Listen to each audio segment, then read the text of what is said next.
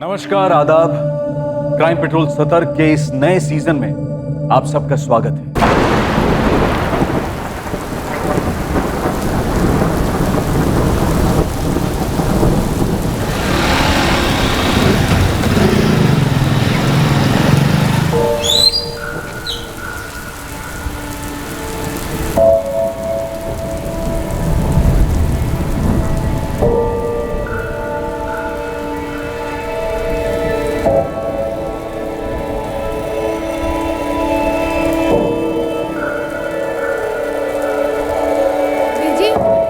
आराम कर लो, मैंने सुखा देना ये कपड़े। बीजी, क्या हुआ बीजी?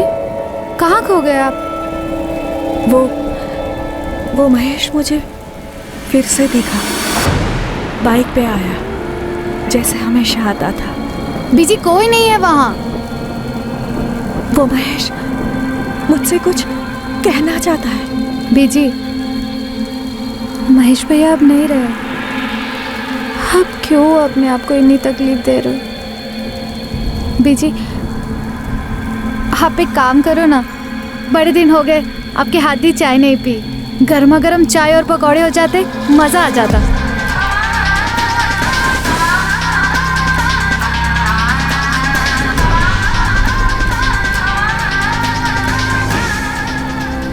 किसी करीबी को खोने का घाव समय भी नहीं भर पाता है, और फिर अपने पेट से जने बच्चे से करीब और कौन हो सकता है। महेश अठवाल अरुणा अठवाल का बेटा सिर्फ 26 वर्ष का था जब एक रोड एक्सीडेंट में उसकी मौत हो गई। महेश अठवाल की मौत दुर्घटना स्थल पर ही हो गई थी। उसकी मां अरुणा तब से बेजान है।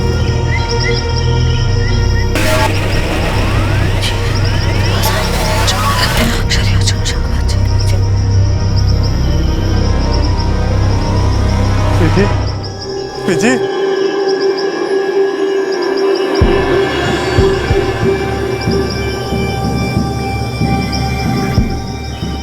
महेश,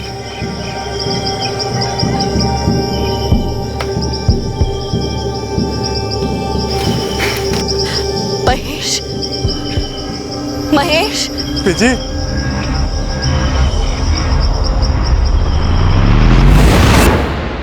मौत की सड़क एक तरफा होती है। कोई भी चाहत, कोई भी ताकत जाने वाले को वापस नहीं ला सकती। वो बस छोड़ जाता है तो सिर्फ एक ही चीज, यादें। और सिर्फ अच्छी यादें ही एक जरिया होती हैं जाने वाले को अपनों के दिलों में जिंदा रखने की और उसकी जिंदगी का जश्न मनाने की। और अगर कोई ये सोचे कि जिंदगी बेलगाम जाया करने के लिए है, तो उससे अच्छी यादों की उम्मीद रखना एक भ्रम है।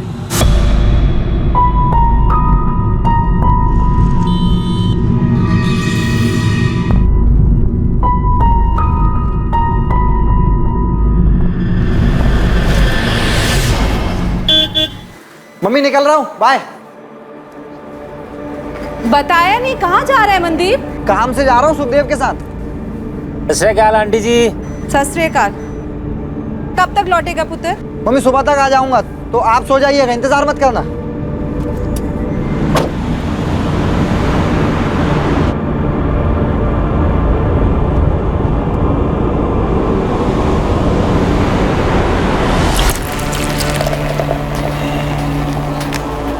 Cheers. Bye.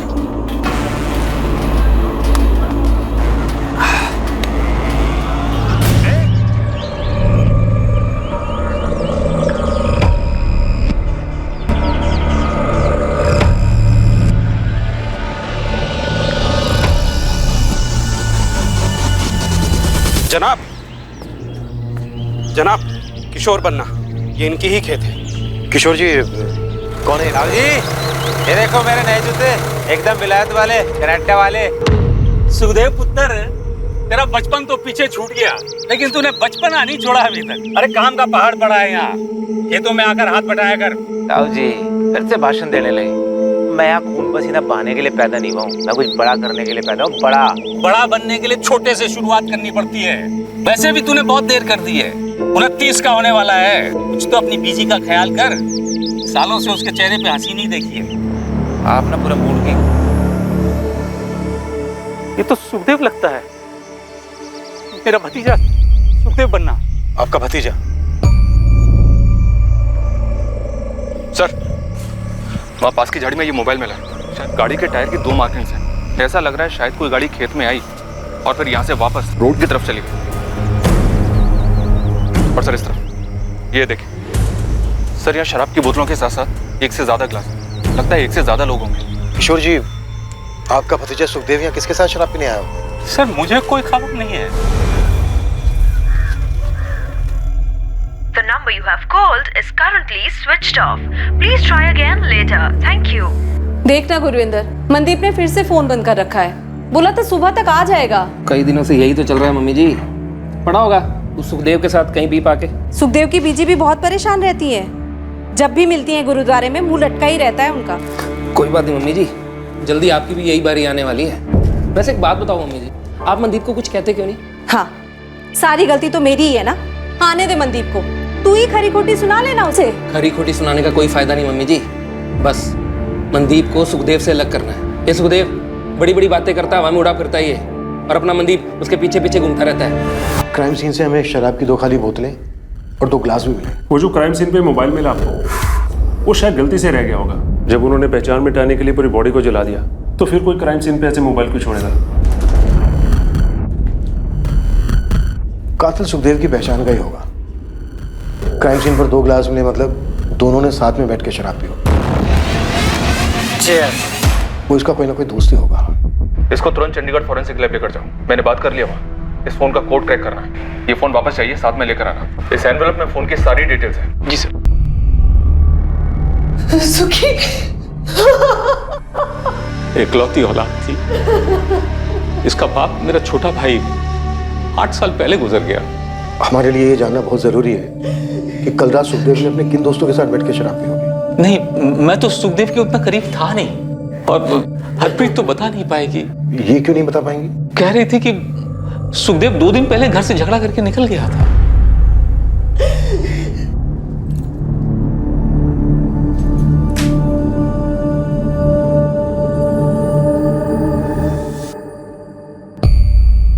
क्या बात है रश्मि?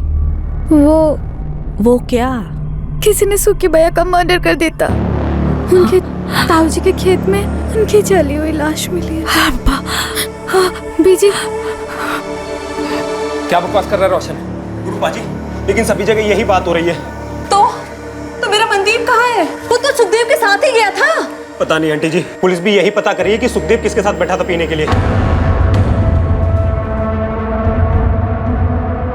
सर जगदीश बग्गा, सुखदेव बन्ना का दोस्त। वो जो गाड़ी थी इसी की थी, सुखदेव लेकर के गया था। जगजीत, तुम्हारा दोस्त सुखदेव किसको लेकर गया था तुम्हारी गाड़ी? वो तो नहीं मालूम जी, लेकिन 2 दिन पहले अपने बीजी से झगड़ा करके मेरे यहाँ आया था और फिर पूरा दिन मेरे यहाँ पड़ा रहा। फिर कल शाम को बोला कि गड्डी की चाबी दो, शिमला जाना। शिमला? जी। क्यों? कुएं का मेंढक बनने से कोई राजा नहीं बनता भाई। शिमला में दुकान मिले बहुत सस्ती, मेन मार्केट, 100% प्रॉफिट। पर बिजनेस के लिए शिमला जाने की क्या जरूरत है? पता है कितने पैसे लगेंगे? कहाँ से करेगा? पैसे का जुगाड़ हो गया है, तेरे भाई की बहुत पहुंच है। तू बस यार चाबी दे। पहले बीजी से बात तो कर ले। लड़ झगड़ के निकला है, एक फोन तक नहीं किया। हाँ यार, बीजी से झगड़ना नहीं चाहता, पर क्या करूं, मजबूरी है। ऐसी भी कौन सी मजबूरी है? कुछ मजबूरी। अब बीजी से झगड़ा नहीं करना चाहिए। अकेली है, इकलौता हूं, जानता हूं मैं उनके लिए क्या मायने रखता हूं। अच्छा, तेरी हरकतों से लगता तो है नहीं। जो करने जा रहा हूँ उन्हीं के लिए करने जा रहा हूँ। खुश कर दूंगा बीजी, सब ठीक होगा। यार चाबी दे। सर, मुझे लगा था कि शिमला चला गया होगा, लेकिन फिर किसी ने बताया कि ये उस्मान मेरी गड्डी की पूछताछ कर रहा है। सुखदेव किस तरह का बिजनेस शुरू करने वाला था?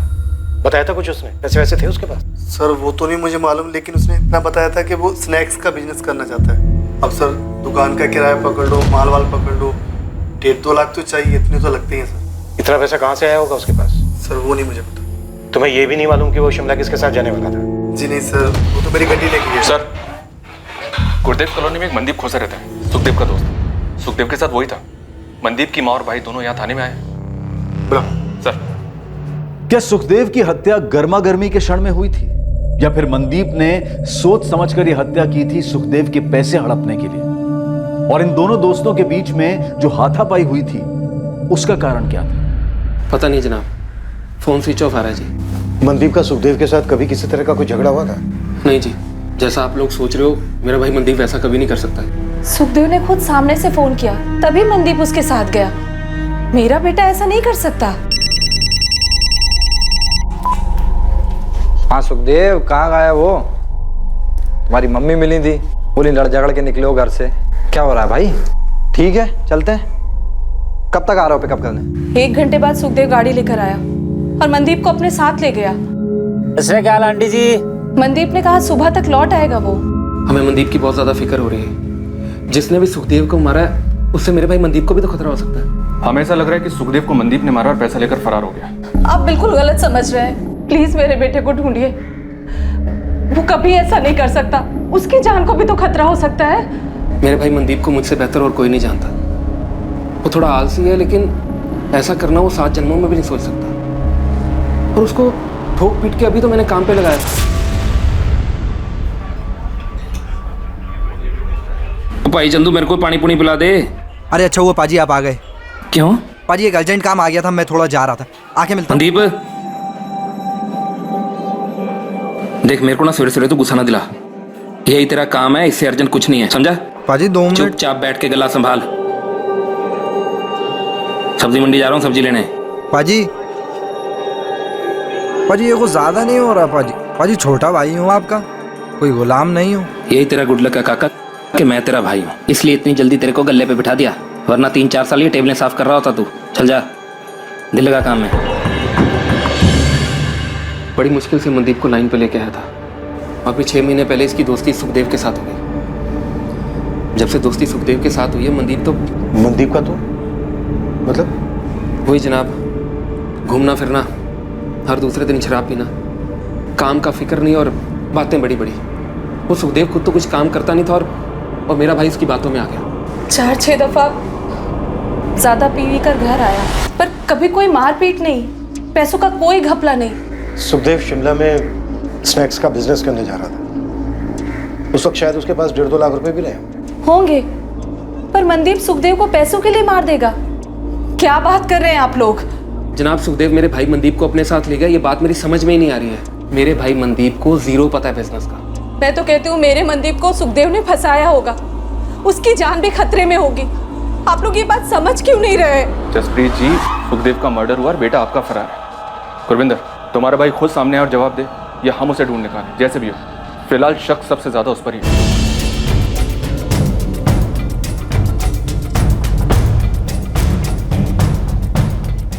मनदीप खोसा की सर्च ऑपरेशन काफी जोरों से चली, पर ना मनदीप की खबर आ रही थी और ना ही उस कार की जिससे मनदीप शायद फरार हुआ हो सकता था। और उसकी मां उस झगड़े को याद करके बहुत पछता रही थी जो कत्ल के पहले सुखदेव और उसके बीच हुआ था। मनदीप की मां का भी बुरा हाल था।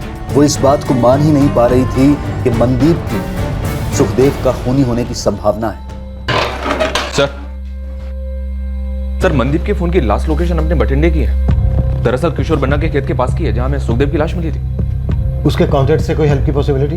सर, फोन रिकॉर्ड्स के हिसाब से ज्यादातर बातें सुखदेव के साथ ही हुई हैं। थोड़ी बहुत बातें बड़े भाई गुरविंदर के साथ और एक आधा कॉल माँ के साथ। पर हाँ, सुखदेव का लास्ट कॉल मनदीप के साथ था, जैसा कि उसकी माँ ने बताया। हाँ सुखदेव, कहाँ गया वो? तुम्हारी एक बात खटक रही है मुझे। क्या सर? सुखदेव कोई रेगुलर जॉब तो कर नहीं रहा था, न ही उसका कोई बिजनेस चल रहा था। 1.5-2 लाख रुपया कैश उसके पास कहाँ से आया? 1.5-2 लाख? शिमला में बिजनेस करने जा रहा था, मुझसे तो कभी जिक्र ही नहीं किया उसने। हमें सुखदेव के दोस्त जगजीत ने बताया, सुखदेव जिसकी गाड़ी लेकर गया। सुखदेव को तो सब जानते थे, वो तो धंधा जमा ही नहीं पाता। कौन देगा उसे इतने पैसे? झगड़े से पहले भी उसने कुछ नहीं बताया। हरप्रीत जी, सुखदेव के साथ आपका किस बात को लेकर झगड़ा हुआ? झगड़ा हमेशा एक ही बात को लेकर होता था कि वो कुछ कमाता धमाता नहीं था। आप और ताया जी का बस एक ही मकसद है, जिंदगी में ताने मारना, सुखी की जान लेना। पुत्र, हम ही दोनों को फिक्र है तुम्हारी, समझ में आया? हाँ, मुझे तो फिक्र है ही नहीं ना आपकी। अब मैंने ऐसा भी नहीं कहा, मैं तो बस इतना कह रही हूँ कि किसी एक चीज में दिल और दिमाग लगा और उसी पे टिका रहे। 30 का हो जाएगा अगले साल, शादी भी करनी है। ऐसा ही रहेगा तो कौन देगा कोई लड़की अपनी? वो तेरा दोस्त था ना, वो क्या नाम था उसका, महेश,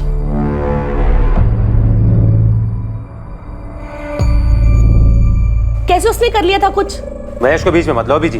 मैं ना किसी को बीच में नहीं ला रही हूँ, बस तुम्हें इतना बता रही हूँ कि कुछ सीखने जैसा था उस लड़के में।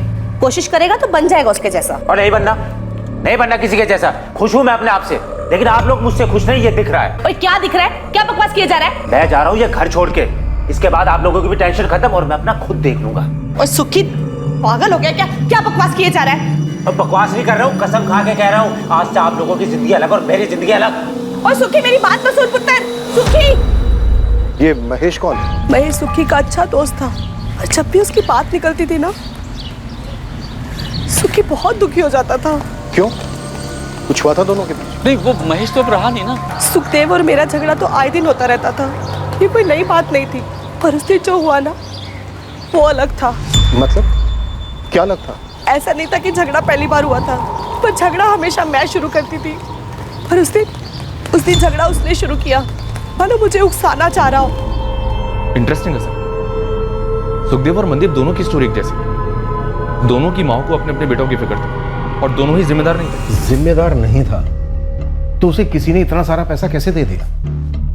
और अगर उसने पैसा किसी से नहीं लिया तो उसके पास इतना सारा पैसा आया कहां से? शिमला में अपनी एक टीम एक्टिव तो किया सर, लेकिन अभी तक ये पता नहीं चला है कि सुखदेव अपने स्नैक्स वाले बिजनेस के लिए कौन सी दुकान किराए पे लेने वाला था। तो मुझे सुखदेव की मां हरप्रीत की बात बार बार खटक रही है। उन्होंने कहा कि पहली बार झगड़ा सुखदेव ने शुरू किया। उन्हें लग रहा था जैसे सुखदेव झगड़े के लिए उन्हें उकसा रहा हो। उस दिन झगड़ा उसने शुरू किया, मानो मुझे उकसाना चाह रहा हो। उन्होंने ये भी बताया कि जब जब महेश का जिक्र आता था तो सुखदेव दुखी हो जाता था। सर ये महेश अब जिंदा नहीं है, लेकिन शायद उसका कनेक्शन है सुखदेव के मर्डर से।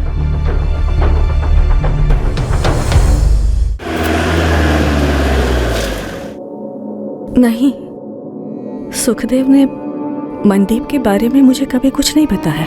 अरुणा जी, आपका बेटा महेश और सुखदेव काफी अच्छे दोस्त थे, एकदम खास भाई थे।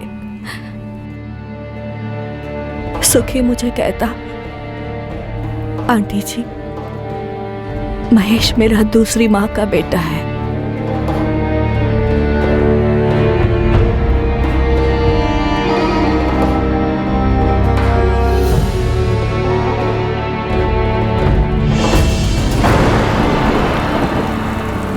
तो घर आता है ना, बड़ा अच्छा लगता है।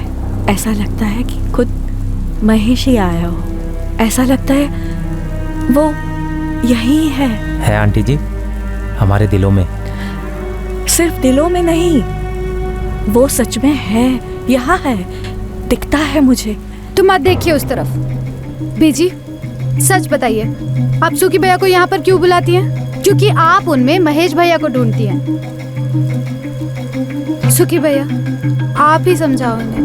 महेश भैया की आत्मा को शांति तभी मिलेगी जब बीजी उन्हें अपने दिल से विदा करेगी। ते वो तो बीजी ने किया ही नहीं, पता नहीं क्यों खुद को तकलीफ दे रही है। और देखो, सुखी भी गया छोड़कर। मेरा दूसरा बेटा, दोनों अपने समय से पहले ही चले गए।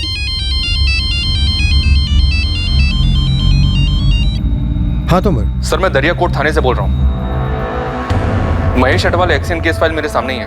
कुछ गड़बड़ है क्या? लग तो नहीं रहा है sir, hit and run case था। कोई फाउल प्ले भी नोट नहीं हुआ। एक ट्रक के साथ एक्सीडेंट हुआ था सर। कोई अरेस्ट हुआ था? नो सर, ना तो ट्रक मिला और ना ही ट्रक ड्राइवर। कब की बात है ये? 3 साल पहले। ठीक है अरुणा जी, बस एक बार आपसे बात करना चाहता था। शुक्रिया। सुनिए,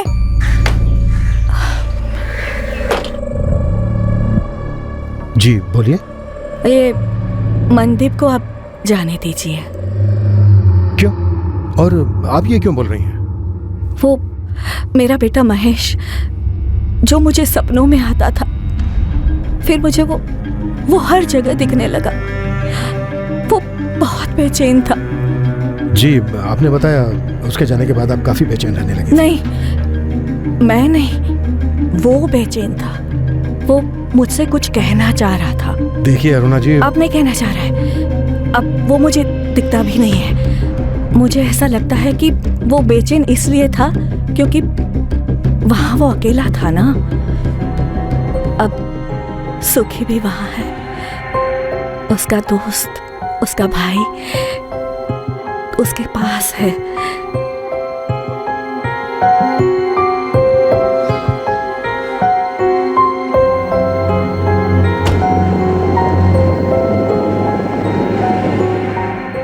क्या अरुणा अटवाल के बेटे महेश अटवाल की मौत उसके दोस्त सुखदेव के मर्डर के साथ जुड़ी हुई थी? अब इस केस का एक और एंगल, एक चौंका देने वाला पहलू पुलिस के सामने आने वाला था। मनदीप खोसा को लेकर एक बात थी जो ना तो मनदीप के भाई ने पुलिस को बताई थी और ना ही मनदीप की मां ने। एक अजीब जानकारी मिली है साहब। ये जो मनदीप है 3 साल पहले अगवा किया गया था। मनदीप? किसने अगवा किया था? धनई कॉलोनी में चंद्रपाल है, चंद्रपाल सेठी। मनदीप को बंदी बनाकर रखा था साहब, और जानवरों से बत्ते पिटाई की थी इसकी। फिर क्या हुआ? फिर क्या, गुरविंदर बड़ा भाई धनोई थाने गया और रपट लिखवाई और उन्होंने छुड़वाया मनदीप को। मैटर है तो काफी अजीब, पर यह मनदीप का पर्सनल मैटर था। वैसे भी 3 साल पहले मनदीप और सुखदेव की दोस्ती तो हुई नहीं थी। फिर ये सुखदेव कहां से आ गया बीच में? सर सुखदेव के पास इतने पैसे आए कहां से?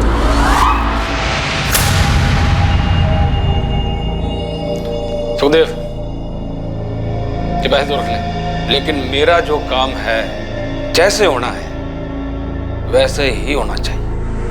कड़ियां जोड़ो साहब। सुखदेव अपनी माँ से जानबूझकर झगड़ा मोल लेता है और अपने दोस्त जगजीत के वहां रहता है और फिर कहता है कि शिमला जा रहा है स्नैक्स का बिजनेस खोलने, पर इसका कोई सबूत नहीं है। सुखदेव की एक चाल थी मनदीप को अपने साथ ले जाने की। यार खाने पीने का बिजनेस अपना एरिया है, फैमिली ढाबे पर बहुत एक्सपीरियंस लिया है मैंने। भाई इसीलिए तेरे पास है।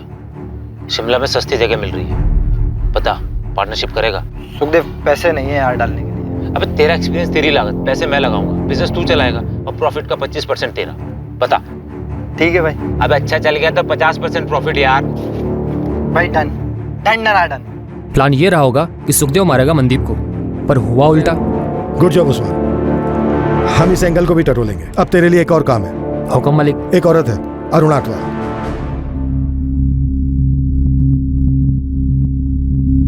अगर वो सुखदेव मेरे मनदीप को मारने चला था और उसने अपने बचाव में सुखदेव को मार डाला, इसमें क्या गलत किया? हाँ लेकिन मम्मी जी पुलिस ये कह रही है कि अगर मनदीप ने अपने बचाव के लिए सब कुछ किया था तो सीधा उनके पास जाना चाहिए था, लेकिन मनदीप ने ऐसा नहीं किया। उससे पहले लाश को जलाया और फिर पैसे लेके फरार हो गया। नहीं,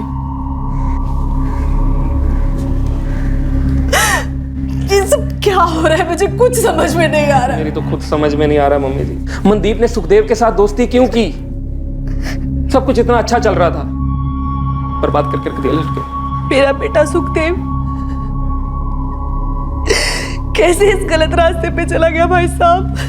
रब जाने हरप्रीत, रब जाने बच्चों के लिए क्या सोचते हैं और क्या हो जाता है। मैंने सुखदेव को सुपारी दी मनदीप को मारने की, ये कह रहे हैं आप? हुआ तो यही था।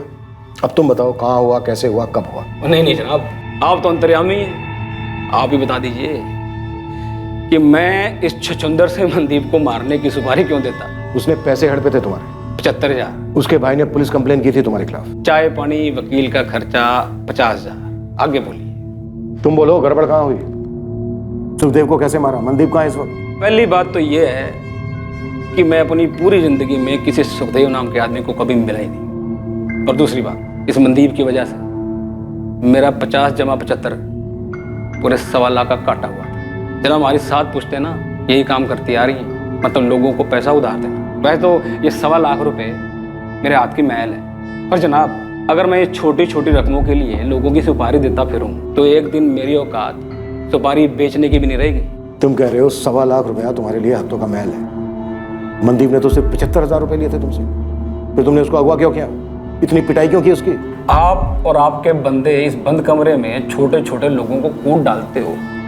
जरूरी होता है ना सच बताना दिल से? जरूरी होता है, पर दिल की पड़ास निकल जाती है। हमारे धंधे में भी कुछ ऐसा ही है। 6 महीने का साल हुआ समझ में आता है, साल के 2 साल हुए तो भी समझ में आता है, लेकिन मेरे पैसे को सट्टा बाजार में उड़ाओ और मेरा ही फोन ना उठाओ, और ऊपर से आपका पाई मुझे अकड़ दिखाए। जनाब हम बड़े दिल वाले हैं, छोटी अकल वाले नहीं। हमारे धंधे में अगर आज एक को जाने देंगे तो दूसरा ये समझेगा पे ये तो बेवकूफ है, पैसे लो वापस मत करो। बस सबक सिखाना था मनदीप को, उठा लिया। अब आप बोलिए आप कूटेंगे अपनी आदत के हिसाब से या मैं जाऊं अपने काम धंधे पे? छोड़ नहीं रहा हूं तुम्हें, लेकिन फिलहाल जा सकते हो। और इतनी बात याद रखना, जब तक मनदीप नहीं मिल जाता है ना, हमारी नजर रहेगी तुम पर। इस मर्डर केस से मेरा कुछ लेना देना नहीं। आप तक के मैं अपना टाइम खराब कर रहा हूं। हाँ, अगर आपको जरा सा भी शक है इस मनदीप पर कि वो किसी को मार सकता है और पैसे लेके भाग सकता है, तो आप अपने शक को पकड़ के रखिए, क्योंकि वो ऐसा कर सकता है। किसी काम का नहीं है वो, आवारा, एकदम आवारा। रसरेगा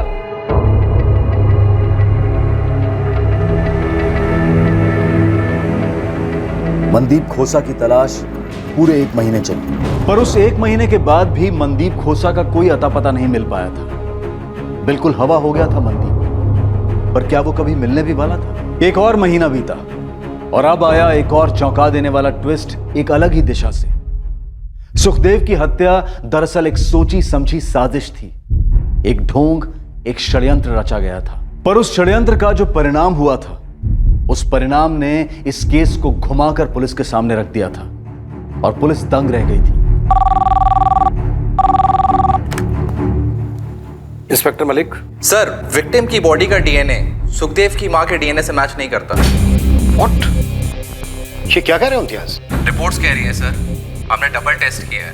मैं 100% श्योर हूं वो लाश सुखदेव की नहीं थी। सब कुछ प्लांट किया गया था सर। वो लाश सुखदेव की नहीं थी, मनदीप की थी, इसलिए हमें मनदीप नहीं मिल रहा था। चीयर्स। यार सुक्के, बहुत ज्यादा हुई यार, तू भी आउट लग रहा है मुझे भाई। ऐसे में तू गाड़ी चला के शिमला तक ले जाएगा, पता नहीं कहाँ पहुंचेंगे। बठिंडा हो या शिमला, इससे कोई फर्क नहीं पड़ता। जब मौत लिखी होती है ना, कोई कहीं भी मर सकता है। मरे हमारे दुश्मन, और तू ऐसा क्यों बोल रहा है यार? क्योंकि तू मरने वाला है अभी। क्या हो गया बे? कितने पी ली तू?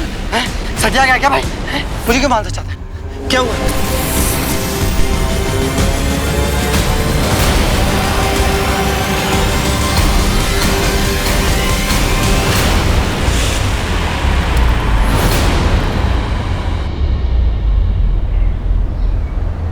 जसप्रीत जी, गुरविंदर, आप दोनों को हमारे साथ चलना होगा। आप दोनों के डीएनए सैंपल्स लेने होंगे। क्यों जनाब? जो लाश हमें खेत में मिली, हमें लगता है वो सुखदेव की नहीं है। तो किसकी है जनाब? शायद वो लाश मनदीप की है। मम्मी।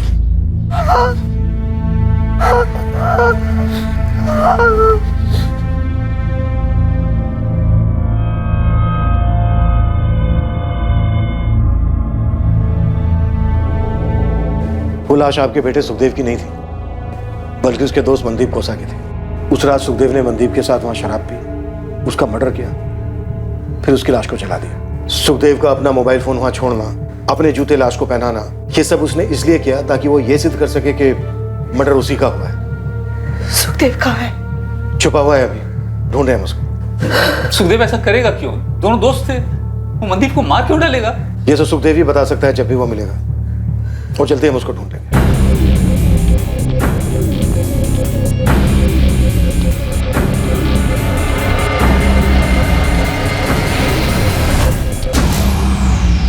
ऐसे फील्डिंग लगाइए सुखदेव के लिए, बहुत जल्दी केस देगा, देखिएगा। और कुछ? जी, अरुणा अटवाल। क्या स्टोरी है सर? वैसे तो कुछ खास नहीं, पर हाँ, ये औरत झाड़ फूक तंत्र मंत्र करती है, खासकर बेटा महेश के जाने के बाद, जो सुक्खे का खास था। मुझे लगता है इस अरुणा अटवाल को पता होगा सुखदेव का। सुखदेव को बेटा मानती है। मेरी टीम में ऐसा अभी तक किसी ने कहा नहीं, पर मैं कहता हूँ और खोदने को। अरुणा अटवाल की एक बात मुझे बड़ी बेचैन कर गई। ये मनदीप को आप जाने दीजिए। अजीब है उसका ये कहना, मानो मुझसे कह रही हो कि मैं इस केस को ड्रॉप कर दूं। कुछ तो अजीब है इस औरत में।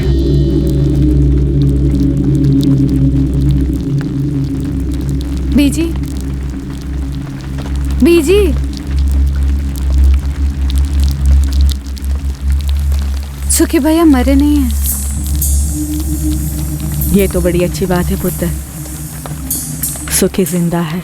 नहीं बीजी, सुखी भैया खूनी है। उन्होंने उस मनदीप को मार डाला। क्यों मार डाला बीजी? मुझे कैसे पता होगा? ये तू मुझे क्यों पूछ रही है?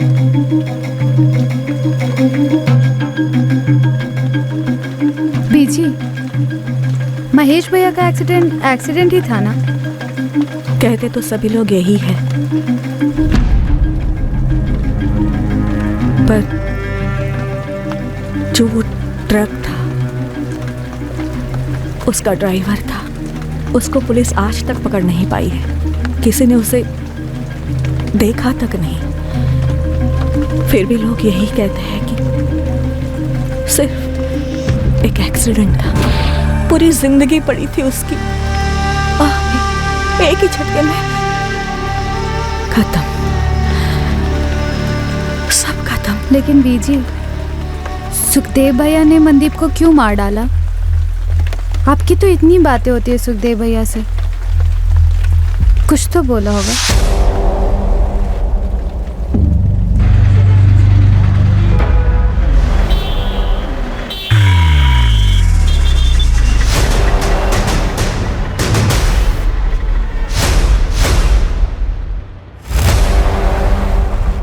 साहब, खबर पक्की है। सुखदेव 1.5 महीने से यही है और कहीं भागने की फिराक में भी नहीं लगता। 1.5 महीने से एक ही लॉज में? कोई उसे ढूंढ नहीं रहा था ना, हम सब मनदीप को ढूंढ रहे थे, तो ये भाई अपना मजे से खुला घूम रहा था। उस्मान, हम 2 घंटे में पहुंच रहे हैं वहाँ। बस उसे तू निकलने मत देना। अगर कोशिश करे तो तू ही धर लेना उसे। आदमी है ना तेरे? हाँ जी, बिल्कुल है ना।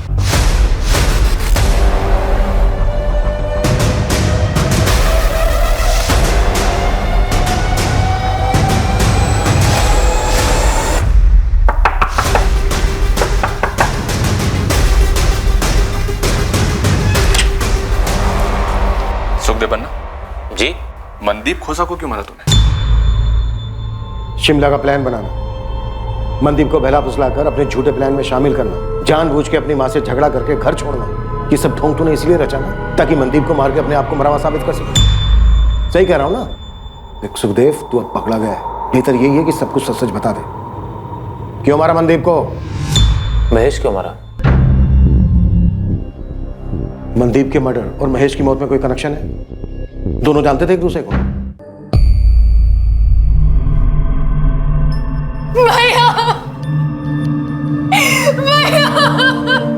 जिस ट्रक ने मारा उसका अभी तक कुछ पता नहीं चला है। इनकी मौत मौके पर ही हो गई थी। राह गुजरते कुछ लोगों ने हमें इत्तला दी। नहीं, मेरा महेश नहीं मरा है। बीजी, मेरे महेश को कुछ नहीं हुआ है। मेरा महेश नहीं मरा, मेरा महेश नहीं मरा है, मुझे कुछ नहीं हुआ। सच्ची मेरा महेश नहीं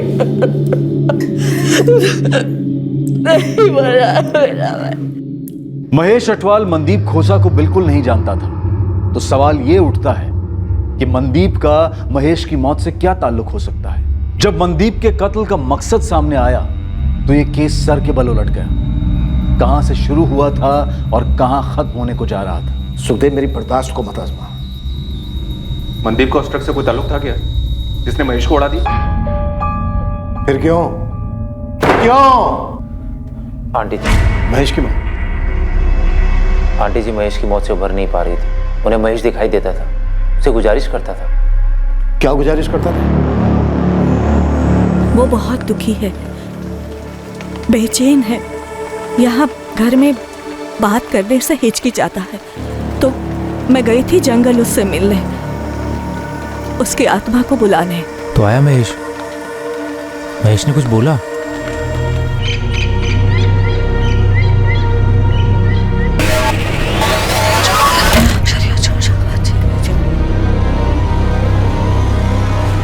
जी, जी।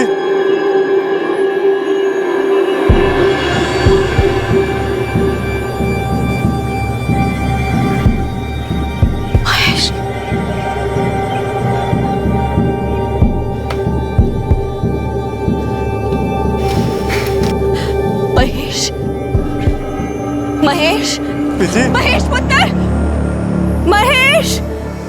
घर में घूमता है ना तब ठीक लगता है, पर जब वहां जंगल में मैं खास पूजा करती हूँ ना तब उसका असली रूप सामने आता है। सर से खून, कितना खून। बोलता क्या है? कुछ नहीं बोलता, पर मुझे पता है, मुझे साफ दिखता है कि वो बहुत बेचैन है। उसे जाना नहीं था, उसका वक्त नहीं था। मेरे महेश की आत्मा भटक रही है, भटक रही है मेरे महेश की आत्मा। क्या कर सकते हैं महेश की आत्मा की शांति के लिए? मैंने ना ये बाबा, फकीर और तांत्रिकों से खास पूजा सीखी है। बहुत मुश्किल होता है एक भटकती हुई आत्मा को मुक्ति दिलाना। कितना मुश्किल? आप मुझे बताइए, मैं सब कुछ करूंगा, मैं लेके आऊंगा जो भी चाहिए। एक आत्मा की कीमत है दूसरी आत्मा। दूसरी आत्मा? बलि, इंसान की बलि। हम इस दुनिया से एक आत्मा को छोड़ेंगे और वहां मेरे महेश की आत्मा इस दुनिया को छोड़ेगी और उसे मुक्ति मिल जाएगी। अपने भाई, अपने दोस्त की आत्मा को मुक्ति नहीं दिलाएगा। लेकिन आंटी, नरबली का मतलब किसी जीते जागते आदमी की हत्या करनी होगी? करनी होगी।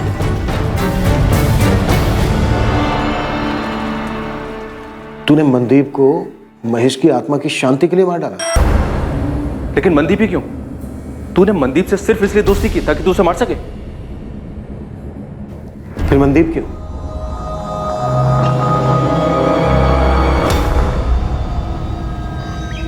आंटी जी, आंटी जी, वो मिल गया जिसकी बलि दे सकते हैं। मेरा एक दोस्त, मनदीप नाम है उसका। अब तुम्हें ना सब कुछ सोच समझ कर करना होगा कि कैसे करोगे। मनदीप बिल्कुल सही बलि है मेरे महेश के लिए। मनदीप ही क्यों सुखदेव? आंटी जी के तंत्र मंत्र के ज्ञान के हिसाब से जिसकी बलि दी जाए उसका नाम माँ से शुरू होना चाहिए था। कोई और अक्षर बिल्कुल नहीं चलेगा। जिसकी भी हम बलि देंगे ना, उसका नाम म से शुरू होना बहुत जरूरी है, जैसे मेरे महेश का नाम है, वरना बलि बेकार हो जाएगी। बहुत सोचा मैंने, तो ख्याल आया अपना मनदीप तो माँ से। तूने मनदीप को महेश की आत्मा की शांति के लिए मारा और मनदीप को सिर्फ उसके नाम की वजह से चुना।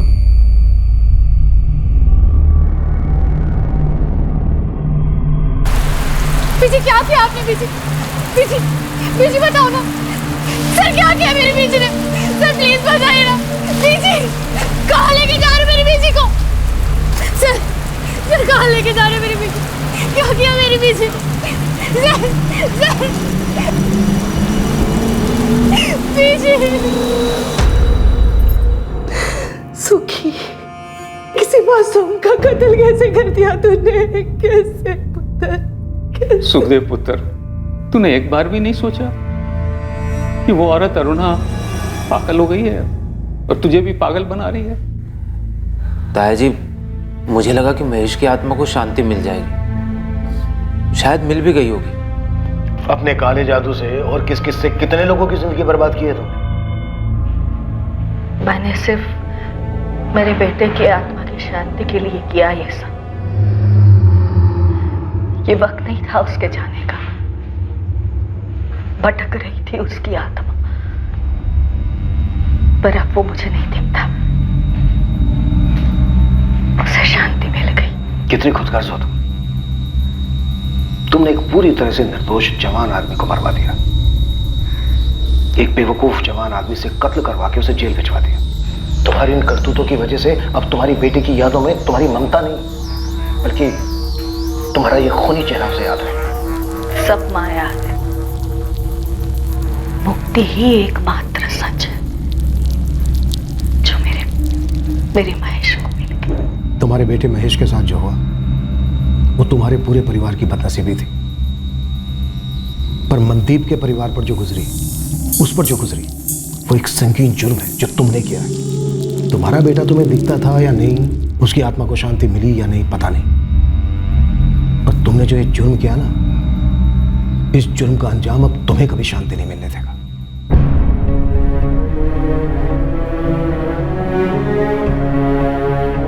मनदीप के परिवार वाले उसकी मौत का कारण सुनकर सुन्न पड़ गए थे। मम्मी सुबह तक आ जाऊंगा। पूरा शहर सुन पड़ गया था यह जानकर कि मनदीप सिर्फ इसलिए मारा गया क्योंकि उसका नाम मां से शुरू होता है। सुखदेव बन्ना और अरुणा अटवाल पर मनदीप खोसा मर्डर केस के चार्जेस लगाए गए, चार्जशीट फाइल हुई और ट्रायल शुरू हुआ।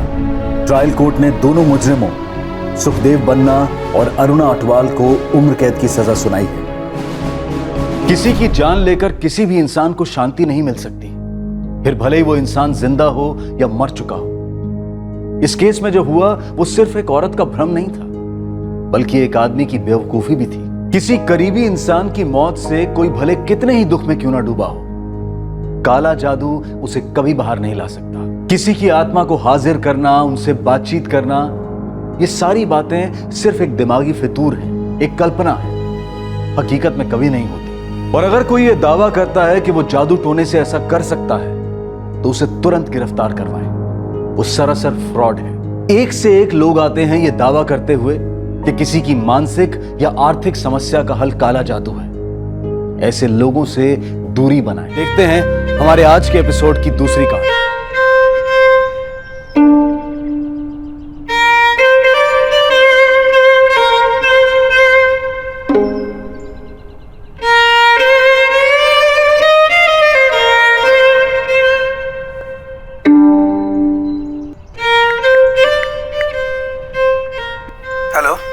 Hello, good morning sir. Good morning. कौन? सर मैं नैना मोरे बोल रही हूँ, चित्रवाड़ी से। हाँ बोलिए। मैंने वो न्यूज़पेपर में आपका ऐड देखा रिसेप्शनिस्ट की जॉब के लिए। सर मुझे लगता है कि मैं इस पोस्ट के लिए परफेक्ट रहूँगी। सर मैं इंटरव्यू के लिए आना चाह रही थी। आई बाबा, एक गुड न्यूज़ है। क्या? समझो मुझे जॉब मिल गई, बस वो इंटरव्यू की कुछ फॉर्मेलिटी बाकी है। अरे वाह, पण कुठे? आई एक ट्रेडिंग कंपनी है, मुझे वहाँ इंटरव्यू के लिए बुलाया है। पर अच्छी बात तो ये है आई कि आधी बात तो फोन पर ही हो गई। अरे वाह।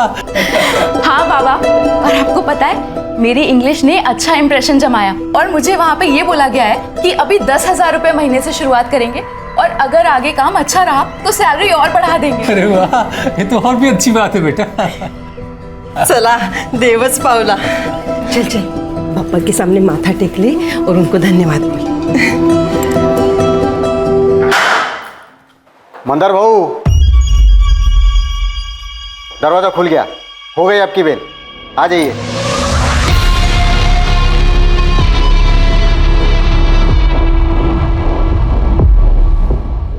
अब उनके लिए हर दरवाजा खुला है फवास। चलता हूँ, फिर मिलेंगे। हाँ भाऊ, मिलेंगे ना। खर्चा पानी बरोबर मिल रहा है ना? कुछ जरूरत होगा तो बोलना मेरे को। एकदम टाइम टू टाइम, और आपके होते हुए मुझे कौन ना बोलेगा। आइए ना, आइए ना।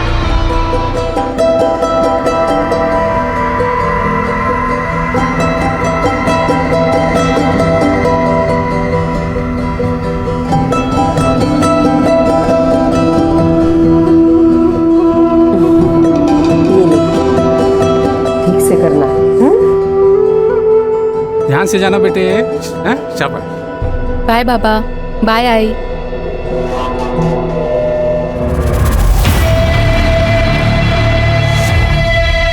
जाल, एक ट्रैप। नैना अनजान थी कि उसके कदम एक जाल की ओर बढ़ रहे हैं।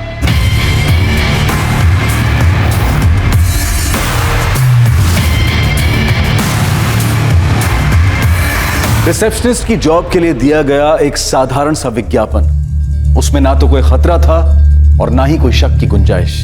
फिर नैना मोरे ये कैसे जान पाती कि उसके कदम खतरे की ओर बढ़ रहे हैं? वो सोच भी नहीं सकती थी कि उसके लिए वहां कोई जाल बिछा होगा।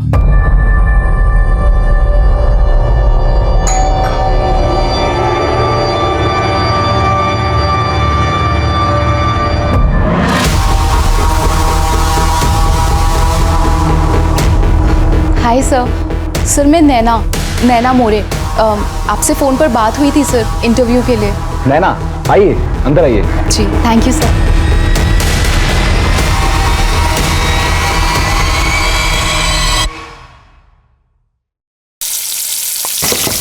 आई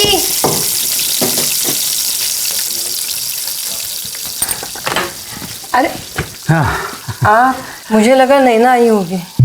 क्यों, नैना लौटी नहीं अभी तक? नहीं ना, 7:30 वाजून गेले, अभी तक आई नहीं। उसका फोन भी बंद है। फोन क्यों बंद आ रहा है?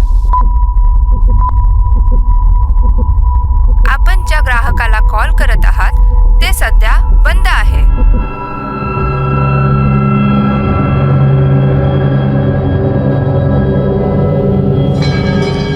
आज फैक्ट्री भी नहीं आई हूँ। मैंने फ़ोन किया था इंटरव्यू के बारे में पूछने के लिए, तभी भी फ़ोन बंद था।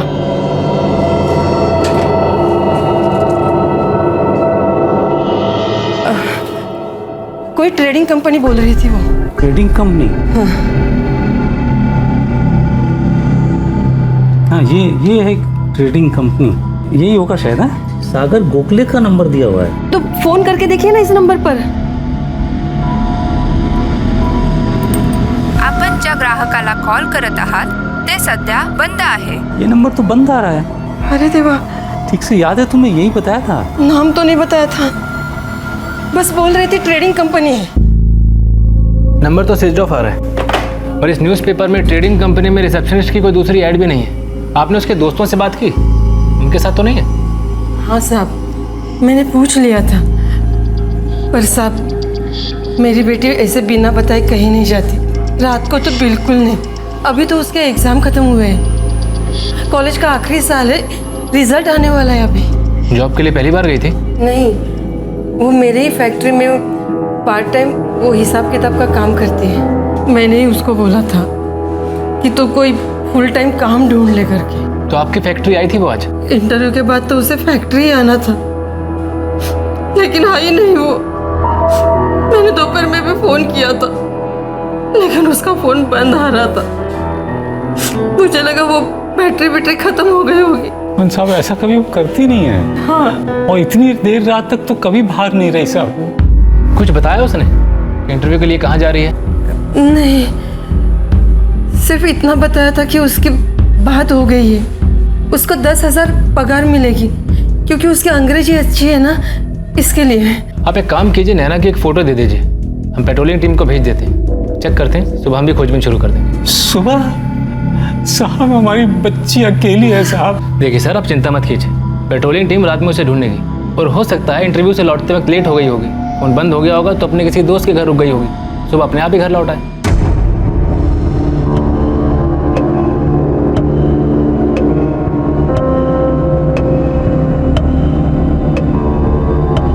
पण ज्या ग्राहकाला कॉल करत आहात ते सध्या बंद आहे.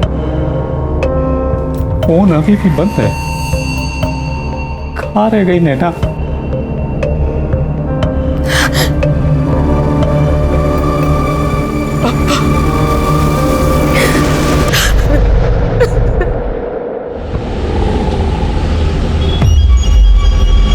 चित्रावाड़ी पीसीआर वैन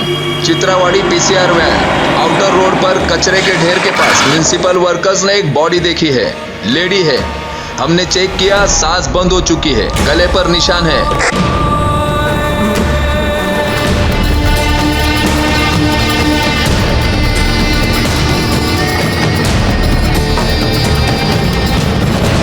सर, कल के इस पूरे न्यूज़पेपर में रिसेप्शनिस्ट के जॉब के लिए दूसरा कोई ऐड ही नहीं है। नैना इसी जॉब के लिए गई होगी। कल गई और आज मर गई।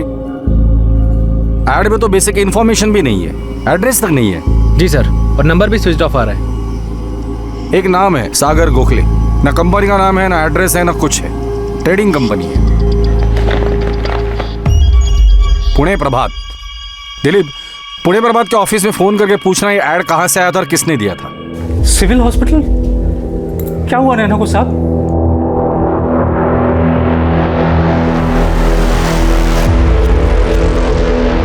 क्या बोले वो? नैना तो ठीक है ना? कुछ बताया नहीं आशा, बस बोले कि सिविल हॉस्पिटल आ जाओ। हॉस्पिटल क्यों? पता नहीं, वो वही जाके मालूम पड़ेगा। गैंगरेप हुआ है। गैंगरेप? एक से ज्यादा लोग शामिल थे। सर, ये मेरे सारे सर्टिफिकेट्स हैं, 10th और 12th की मार्कशीट के साथ फर्स्ट ईयर और सेकेंड ईयर की भी मार्कशीट्स हैं, और सर 3rd ईयर का रिजल्ट आते ही मैं वो भी आपको दे दूँगी। Thank you sir. विक्टिम की बॉडी जहां हमें मिली थी वहीं पर उसका सामान भी मिला था, उसकी बैग, फोल्डर, सब कुछ। ताज्जुब की बात यह है कि विक्टिम की आइडेंटिटी मिटाने की कोई भी कोशिश नहीं की गई थी। कहाँ इंटरव्यू देने गई थी ये लड़की? किसी ट्रेडिंग कंपनी में रिसेप्शनिस्ट के जॉब के लिए। साजिश हो सकती है, एक ट्रैप जो ऐसे जॉब सीकर्स के लिए हो।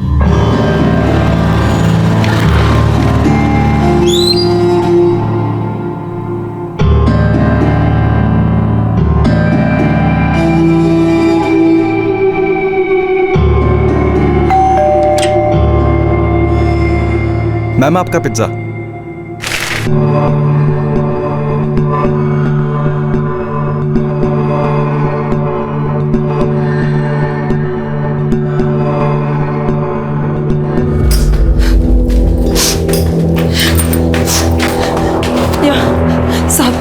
साहब वो फोन किया था ना, मैं दत्तात्रेय, हमारी बेटी नैना कहाँ है साहब?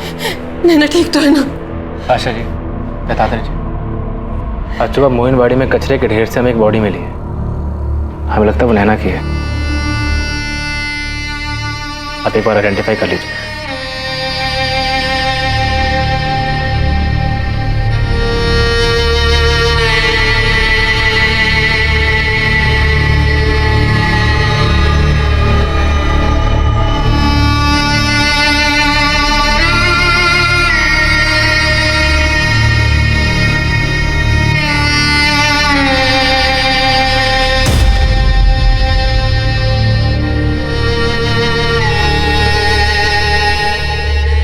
नैना के साथ जो हुआ, क्या इस हादसे का कनेक्शन उसके अतीत से था? क्या उसे जानबूझकर टारगेट किया गया था? क्या अतीत का कोई साया था जिसे नैना ने तो पीछे छोड़ दिया था, लेकिन उसने अब तक नैना का पीछा नहीं छोड़ा था? क्या ऐसा मुमकिन था कि अतीत का वो साया नैना तक नौकरी के उस विज्ञापन के जरिए पहुंचा हो? या फिर उसका ट्रैप में फंसना महज एक इत्तेफाक था और यह हादसा किसी के साथ भी हो सकता था? सर एक्चुअली मैं बीकॉम थर्ड ईयर के रिजल्ट्स का वेट कर रही थी और आज ही मैंने ये न्यूज़पेपर में ऐड देखा। And sir I am also good in English. ये तो अच्छी बात है।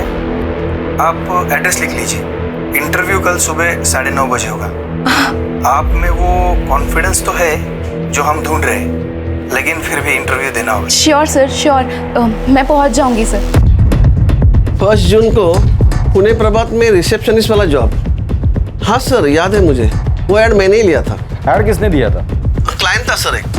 सर यहाँ बिल बुक में उसके एड्स के पूरे डिटेल्स है और मेरे रजिस्टर में उस आदमी के सारे डिटेल्स है। गणेश पाटकर नाम है सर उसका। 31 मई को उसने ऐड दिया था अगले दिन के लिए, 4 सेंटीमीटर बाय 8 सेंटीमीटर कॉलम के लिए, और बिल हुआ था 450 रुपए का। इस गणेश पाटकर की जो भी डिटेल्स तुम्हारे पास है मुझे सब चाहिए। हाँ मिल जाएगा ना सर। यहाँ उसका नंबर भी मौजूद है और हमारे ऑफिस में सीसीटीवी भी लगा है। बिल बुक की कॉपी और सीसीटीवी फुटेज दोनों पुलिस स्टेशन भेज देना। ध्यान से देखो अतुल, सागर गोखले के नाम से होगा, प्रीपेड सिम है। जी साहब, ढूंढ रहा हूँ। मिल गया सर। सर सब कुछ सागर गोखले के नाम से।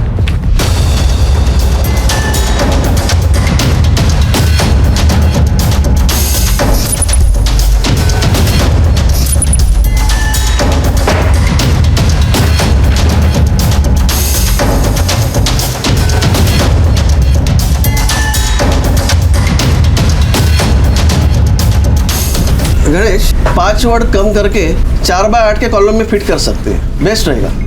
या तो फिर 5 वर्ड ऐड करके 4 बाय 10 के कॉलम में फिट कर देंगे। रेट क्या होगा दोनों का? 4 बाय 8 के लिए 450 रुपया और 4 बाय 10 के लिए 550 रुपया, GST पकड़ के फाइनल।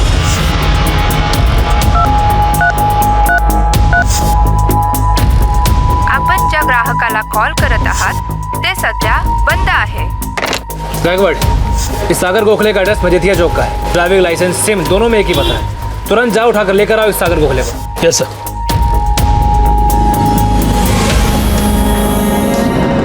नैना मोरे, दत्तात्रेय और आशा की इकलौती औलाद थी। नैना ने अपने माँ बाप को कड़ी मेहनत करते देखा था, सिर्फ इसलिए ताकि वो नैना को अच्छी शिक्षा, अच्छा भविष्य दे सके। नैना भी अपने माँ बाप की उम्मीदों पर खरी उतरी थी। उसने ग्रेजुएशन कर लिया था और आगे भी पढ़ना चाहती थी। वो चार्टर्ड अकाउंटेंट बनना चाहती थी। उसकी प्रतिभा और लगन को देखकर आशा और दत्तात्रेय को उस पर नाज था। उनका सपना पूरा भी हो जाता अगर नैना की जिंदगी में वो काला दिन कहर बनकर ना टूटता।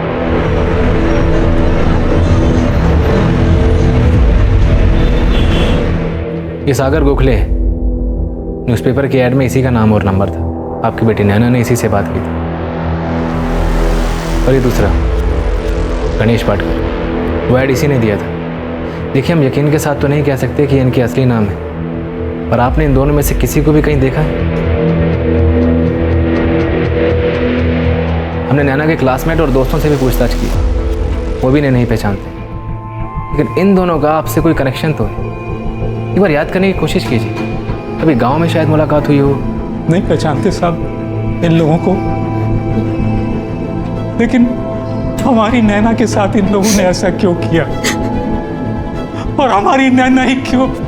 दत्तात्रेय जी, हम पूरी कोशिश कर रहे हैं, लेकिन अभी तो दिखाई दे रहा है कि शायद आपकी बेटी नैना इनकी साफ टारगेट थी। सागर गोखले ने सिम कार्ड के लिए जो पैन कार्ड और ड्राइविंग लाइसेंस यूज किया था, उसके एड्रेस फेक है। क्यों साहब, क्यों? हमारे बच्चे हैं, क्यों? ऐसा क्या किया था उसने? आशा जी, ये बात तो हम पूरे यकीन के साथ कह सकते हैं कि इसमें नैना की कोई गलती नहीं, पर ऐसा कोई हो सकता है जो आपको नुकसान पहुंचाना चाहता हो। हम तो छोटे लोग हैं साहब, मैं तो प्यून हूँ और ये सिलाई फैक्ट्री में काम करती है, और मेरी बेटी वो तो पढ़ लिख कर कुछ बनना चाहती थी। हमने किसी को कोई नुकसान नहीं पहुंचाया साहब। हाँ गायकवाड़, गणेश पाटकर की खबर आई है सर। हिस्ट्री शीटर है ये बंदा। History sheeter? हाँ सर, नामदेव ने निकाली है इसकी हिस्ट्री। चिंदीचोर आदमी साहब है, चेन स्नैचिंग, पॉकेट मारी वाले 4-5 केस इसके नाम पे। हर बार पुलिस ने इसको पकड़ा है, लेकिन बाद में वही बेल मिल जाती है, ठिकाना बदल लेता है। नैना मोरे की फैमिली से इसका क्या कनेक्शन है? कोई कनेक्शन नहीं है सर। मुझे नहीं लगता कि नैना मोरे स्पेसिफिकली टारगेट होगी। क्रिमिनल माइंड है ये बंदा, सिर्फ लड़की से मतलब था। नैना मोरे नहीं तो उसकी जगह शायद कोई और लड़की होती। बराबर है साहब तुमसे। साहब, न्यूज़पेपर का ऐड था, कोई भी जरूरतमंद लड़की झांसे में आ सकती है। मतलब पक्का कोई रैकेट चला रहा है, रेप करने के लिए इस तरह लड़कियों को टारगेट करते हैं न्यूज़पेपर में ऐड देकर। लेकिन मर्डर क्यों किया? मुझे नहीं लगता साहब कि नैना पहली लड़की होगी। इन लोगों ने ऐसा कांड पहले भी किया होगा, लेकिन किसी ने कुछ कंप्लेंट नहीं किया तो सामने नहीं आया। लेकिन नैना स्ट्रांग गर्ल निकली होगी साहब। उनके सामने पुलिस का नाम लिया होगा तो डर गए होंगे, और इसलिए किस्सा ही खत्म कर दिया। सर, ये सागर गोखले, जिसका नंबर 44498125 जो ऐड में दिया गया था, 15 मई को खरीदा गया था, और 1 जून को इस पे सबसे पहला कॉल नैना का ही आया था। उसके बाद उसी शाम को उसी नंबर से 4445362996 पे कॉल किया गया था। उसके बाद से ये नंबर स्विच ऑफ है। ये 4445362996 ये किसका नंबर है? सर, नंबर अभी बंद है, कॉल रिकॉर्ड के लिए बात हो गई है। सर, पक्का कोई रैकेट है जो ये हिस्ट्री शीटर मिल के चला रहा है। इस सागर के बारे में जल्द से जल्द पता करो, कहीं ऐसा ना हो कि वो भी इस गणेश पाटकर की तरह हिस्ट्री शीटर हो।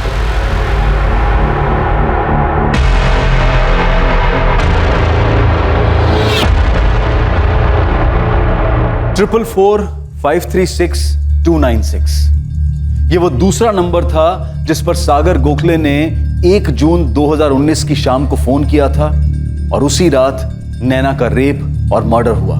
क्या यह नंबर अब इस केस को सॉल्व करने की दिशा में एक अहम कड़ी साबित होने वाला था?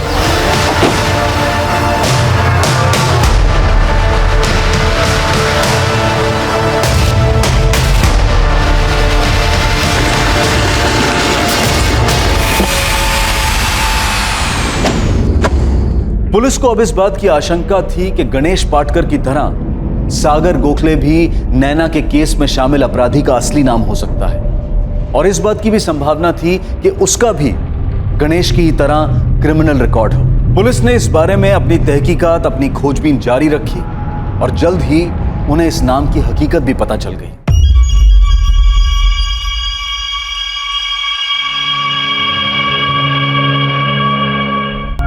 सर, ये मंदार गोखले, सिटी पुलिस ने कई बार पकड़ा है इसे। चोरी, चैन स्नैचिंग, ज्वेलरी की दुकान लूटना, ऐसे कई मामले दर्ज है इसके नाम पे। खतरनाक लुटेरा है। सागर गोखले के साथ क्या कनेक्शन है इसका? सर, मंदार सागर का बड़ा भाई है। लास्ट वीक अप्रैल में ही बेल पे बाहर निकला। सागर की हिस्ट्री क्या बोलती है? एकदम क्लीन है सर, लेकिन उसके बड़े भाई मंदार की हिस्ट्री सॉलिड है सर। बड़े भाई की हिस्ट्री में छोटा भाई अपना प्रेजेंट छुपा रहा है। पता करो ये दोनों का है, उठाकर लेकर आओ। सर, मंदार के लिए इन्फॉर्मर्स एक्टिव है, और उसके छोटे भाई सागर की टिप मिली, पिज्जा डिलीवरी का काम करता है। सर मुझे लगता है इस केस में सागर का ही सब किया धरा है।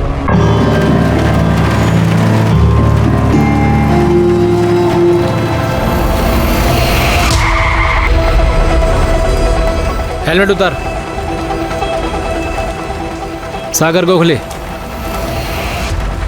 हाँ साहब सलाम। 1 जून वाली लड़की याद है या भूल गया? कौन लड़की साहब? नैना मोरे, याद आया? कौन नैना मोरे साहब? भला इसी में कि मंदार को हमारे सामने ले आओ। काहे साहब, वो यहाँ कहाँ आया है? बेल मिलने के बाद मैंने उसकी शक्ल तक नहीं देखी। और देखेगी भी नहीं। अगर हमारे हाथ लगे तो सीधा ऊपर चला जाएगा। और तेरा दूसरा बेटा सागर है हमारे पास। क्या बोलता है साहब? सागर ने क्या किया? बताएंगे, उसने क्या किया वो भी बताएंगे। एक एक कोना ठोक के चेक करो, देखते हैं मंदार को कहाँ छुपा है।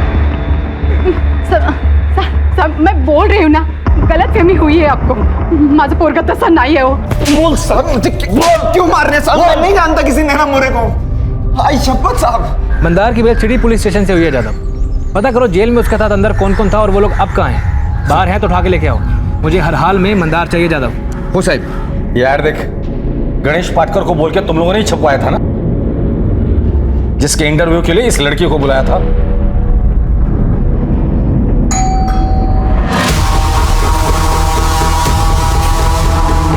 यस सर, मैं नैना मोरे।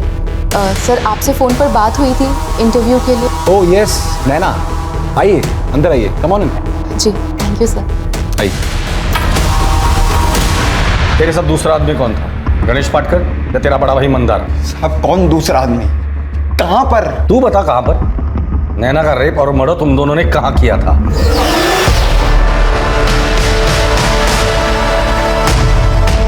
अब मैं न्यूज़पेपर में ऐड क्यों दूंगा साहब?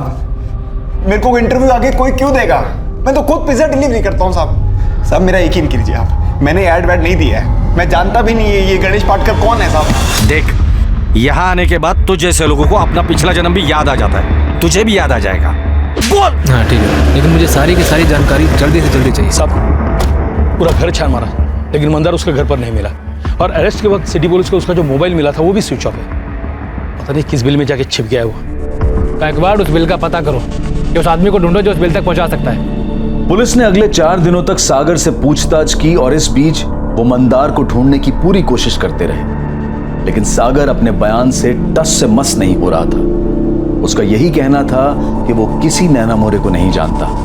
सागर पोरा इकडे ये। आई। सागर सच सच बता, ये पुलिस वाले क्या बोल रहे हैं? क्या तूने सब किया है? नहीं आई, मुझे तो पता भी नहीं लोगों ने क्यों पकड़ा मेरे को। मैंने कुछ भी नहीं किया आई, मैं कुछ भी नहीं जानता हूँ। क्या ये मंदार का किया हुआ है? वो तुझे फंसा रहा है? पता नहीं आई, मंदार दादा ऐसा क्यों करेगा कि पुलिस से मेरे को फंसा रही है? किसी और ने किया, इसके टापते मेरे नाम पे फाड़ रही है। तुम्हारे दोनों बेटे शामिल है। उस मासूम लड़की को फंसाया, रेप किया और मर्डर किया, और तुम कह रही हो कि हम फंसा रहे तुम्हारे बच्चों को। हमें तो शक है कि और भी कई लड़कियों के साथ उन्होंने यही किया होगा। सागर को लेकर आपको गलतफहमी हो गई साहब। सागर ऐसा कर ही नहीं सकता। मंदार के बारे में कुछ नहीं कह सकती, पर मैं कर सकते। ठीक है, मंदार को भेज दो, हम सागर को छोड़ देंगे। कुठून शोधून मी साहब त्याला? जब से बेल हुई है वो घर आया तक नहीं, मुझे उसकी खबर तक नहीं है साहब।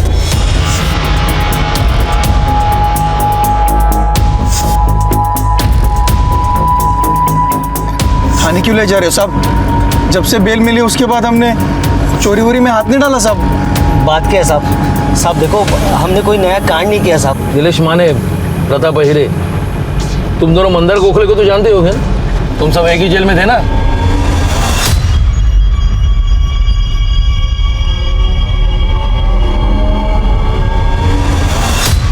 हम जानते हैं तुम दोनों उसके साथ एक ही सेल में थे और 28 अप्रैल को वो तुम दोनों से पहले बेल पर बाहर निकल आया था।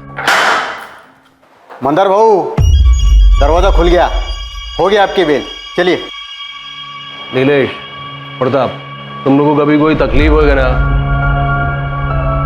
तो मंदार भाऊ को याद करने, समझा? चलता हूं। अगर मना किया तो खैर नहीं दोनों की। मना क्यों करूंगा साहब? सब जानते हम तीनों साथ में थे। लेकिन साहब 2 हफ्ते पहले उसको बेल मिल गया था और हम भी 14 मई को बाहर आए। उसके बाद कांटेक्ट नहीं हुआ साहब? साहब मैंने भी नहीं देखा उसको, अपना वास्ता तो बस जेल तक ही था। पर साहब हुआ क्या है? नैना मोरे नाम है इसका, रेप और मर्डर हुआ है। छोटा मोटा हाथ मारने वाले लोग हैं हम साहब, कहाँ लंबी केस में फंसा रहे हो साहब? लड़की का मैटर, मर्डर और रेप साहब, हम ये सब नहीं करते साहब। अभी तक तो दूर ही हो, बस इतना बता दो मंदार का ठिकाना कहाँ है? हमको नहीं मालूम साहब। हम तो उसके टच में भी नहीं थे साहब। तुम तीनों एक साथ एक ही सेल में थे, अपने अगले कांड के बारे में बताया तो जरूर होगा उसने। हमें उसके कोई काम में इंटरेस्ट नहीं था, एक नंबर का लिच्चड़ आदमी है साहब वो। रात को जेल में गंदी गंदी हरकतें करता था, ये काम उसी ने किया होगा पक्का। उसका भाई सागर, वो कैसा है? वो कर सकता है ये काम? हम नहीं जानते साहब। गणेश पाटकर, उसको तो जानते ही होगे। वो पॉकेट मार गणेश के बारे में बात कर रहे हो साहब? हाँ भाई, मिले उससे कभी? हाँ साहब, एक आध बार मिला हूँ, लेकिन धंधे के बारे में कुछ मतलब नहीं बना साहब। प्रताप और मैंने भी कभी साथ में काम नहीं किया, हम लोग भी जेल में मिले जैसे मंदार को मिला। तो चुपचाप ये बता दो कि मंदार कहाँ मिलेगा। साहब पक्का नहीं पता साहब, पर सातारा में सेटिंग लगाओ साहब, वहाँ मिल सकता है। सतारा? अभी सतारा कैसे याद आया? अभी तो बोल रहे थे कि तुम्हें पता नहीं कहाँ मिलेगा। सच में नहीं मालूम साहब, वो तो जेल में बात बात में उसने बोला था सतारा। साहब वहाँ पे भी मिलेगा कि नहीं ये नहीं पता साहब। बाहर आके मेरे को मिलो, सतारा चलने का है। सतारा में क्या अपना एक सेटिंग है, तो मेरे को उधर तो पंटर लोग चाहिए होगा, तो तुम दोनों हाँ? बाहर आके मिलने को बोला था साहब, लेकिन हम नहीं गए कभी उसको मिलने। सच बोल रहे साहब, हमारा इससे कोई लेना देना नहीं है। ठीक है, अभी तो जाने दे रहा हूँ, लेकिन पुणे से बाहर नहीं। दोनों के फोन ऑन रहने चाहिए। साहब है फैजल कुरैशी, नाम भी असली है और आदमी भी। इस कांड के बाद से ही अपना फोन बंद करके बैठा ही है। कौन है ये फैजल कुरैशी? साहब टैक्सी ड्राइवर है।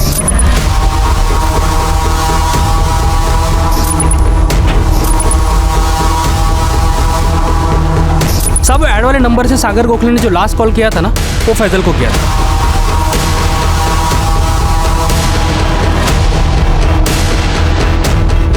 तो फैजल कुरैशी मिलेगा कहाँ? साहब इस कांड के बाद अपने घर में छुपा है वो। नैना के साथ इनकी कोई दुश्मनी नहीं थी, बस ऐसे ही टारगेट किया था मजा करने के लिए। ये मंदार हाथ लग जाएगा ना, फिर इनको बताता हूँ मजा कैसे करते हैं। भाई साहब हमारी बेटी क्यों, नैना के साथ ऐसा क्यों हुआ? देखिए, नैना के साथ जो हुआ वो होना नहीं चाहिए था। हम जल्द ही आपके सारे सवालों के जवाब दे देंगे। फिलहाल तो हम बस यही अंदाजा लगा सकते हैं कि आपकी बेटी नैना अकेली लड़की नहीं थी, उससे पहले भी इन लोगों ने कई लड़कियों को अपना निशाना बनाया होगा। हमारी बेटी से कोई दुश्मनी नहीं थी, ऐसे ही फंस गई वो। पेशेवर मुजरिम नीलेश माने और प्रताप आहिरे ने पुलिस को मंदार गोखले के सतारा वाले प्लान के बारे में जो अहम सुराग दिया था, अब वो इस केस में निर्णायक साबित होने वाला था। मंदार गोखले सतारा में ही छुपा हुआ था।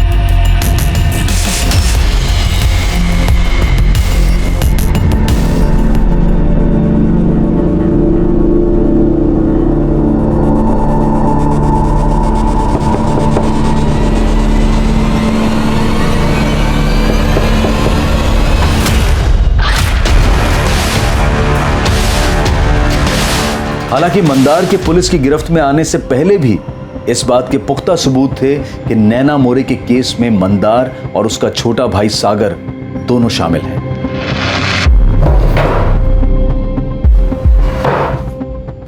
मैंने कुछ नहीं किया सर, मैं तो बस ऐप वाली टैक्सी चलाता हूँ। तो फिर सागर गोखले को कैसे जानता है तू? उसने कॉल किया था तुझे? साहब उन्होंने ऐप से टैक्सी बुक की थी, मेरी एक बदकिस्मती थी कि वो बुकिंग मेरे पास आई। बाबरी नाका का कॉल था साहब, मैं लोकेशन पर गया तो कॉल करके थोड़ा आगे बुलाया, तो मैंने वहां पर एक गोनी देखी। मैं तभी समझ गया साहब का कुछ गड़बड़ है।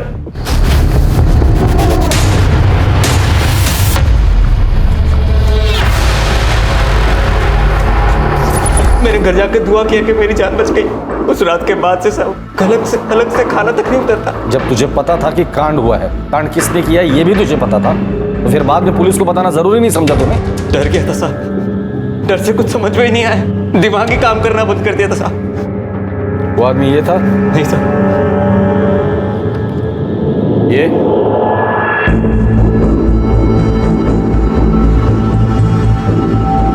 हाँ साहब, उन दोनों में से एक ये था। तो दूसरा यही होगा? हाँ साहब यही था।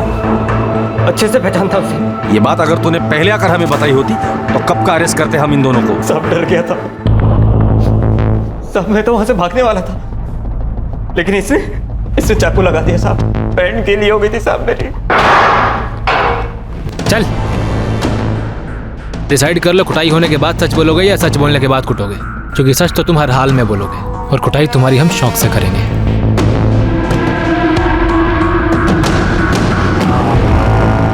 क्या किया तूने सागर? मैंने? मंदार ये बता तूने क्या किया? मुझे क्यों फंसा रहा सब में तू? मैंने तुझे फंसाया? हाँ तूने फंसाया मेरे को। हेड़ा हो गया क्या? मैं तुझे क्यों फंसाऊंगा मेरे भाई? भाई मत बोल। तब भी तेरे से नफरत नहीं की मैंने, और तू फंसा रहा मेरे को, फंसा रहा मेरे को साले। क्यों?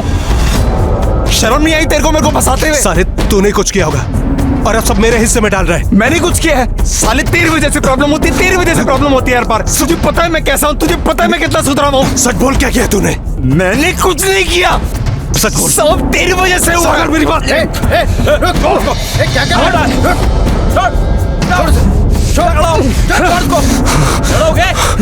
क्या कराया?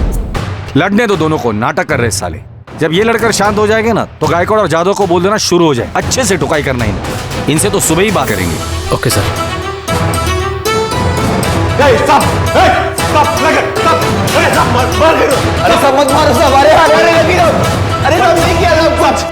नैना मोरे के अपराधी पुलिस की गिरफ्त में थे, लेकिन उसके माँ बाप को अब भी इस बात की खबर नहीं थी कि नैना के साथ ऐसा क्यों हुआ।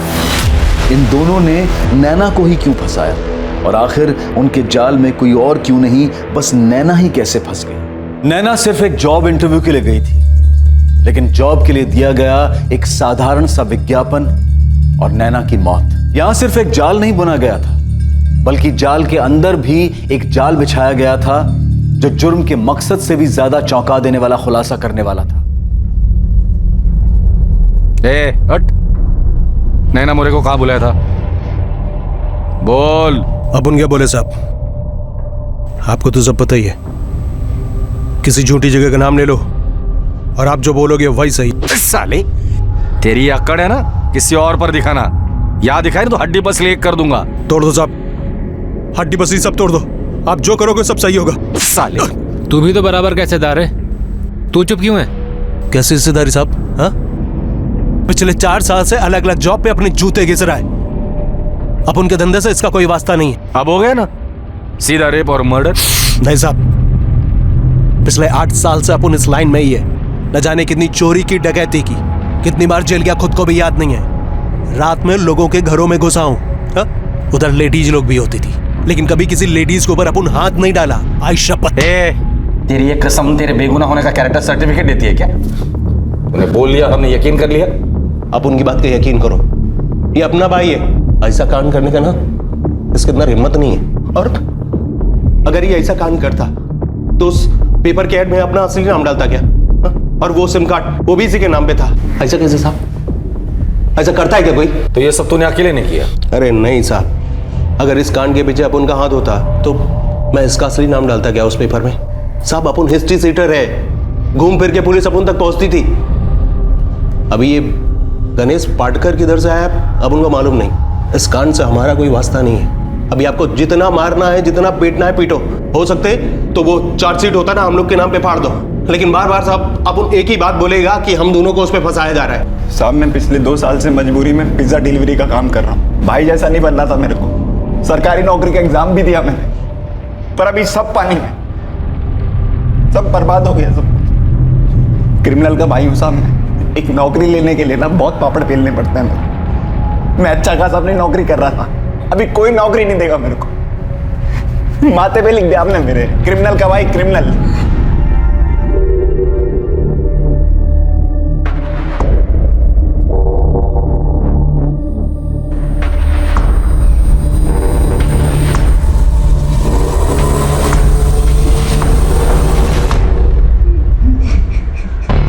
सर मुझे लगता है ये मंदार जो बोल रहा है बात तो सही है। ऐसा क्रिमिनल माइंड सब कुछ अपने असली नाम से क्यों करेगा? ये सब प्लान होता है दिलीप। पहले खुद का असली फोटो और नाम इस्तेमाल करो और पकड़े जाने पर उसी बात का रोना रो लो कोई हमें फंसा रहा है। ये बहुत शातिर लोग हैं, 2 कदम आगे की सोचते हैं। फिर भी सर नैना मोरे की आइडेंटिटी डिस्ट्रॉय करने की बिल्कुल भी कोशिश नहीं हुई। सारा सामान उसकी बॉडी के पास से मिलता है और न्यूज़पेपर की ऐड से हमें सागर गोखले का असली नाम मालूम पड़ता है। ऐड देने वाला कौन? History sheeter Ganesh. सर कोई इतने सबूत कैसे छोड़ सकता है? लेकिन वो टैक्सी ड्राइवर फैजल, उसने भी तो इन दोनों का नाम लिया था। सर वही समझ में नहीं आ रहा है कि फैजल कुरैशी इनके बीच में कैसे आ गए। सागर गोखले के फोन पर एक ही कॉल आता है और वो था विक्टिम नैना मोरे का। और सागर गोखले के फोन से एक ही कॉल जाता है, वो जाता है फैजल कुरैशी। और फैजल कुरैशी की टैक्सी आकर रुकते इन दोनों भाई सागर और मंदार के नाम पर। और बड़ी आसानी से हमें एक और सबूत मिल जाता है। तो तुम्हें लगता है कि ये फैजल कुरैशी का सच नहीं है?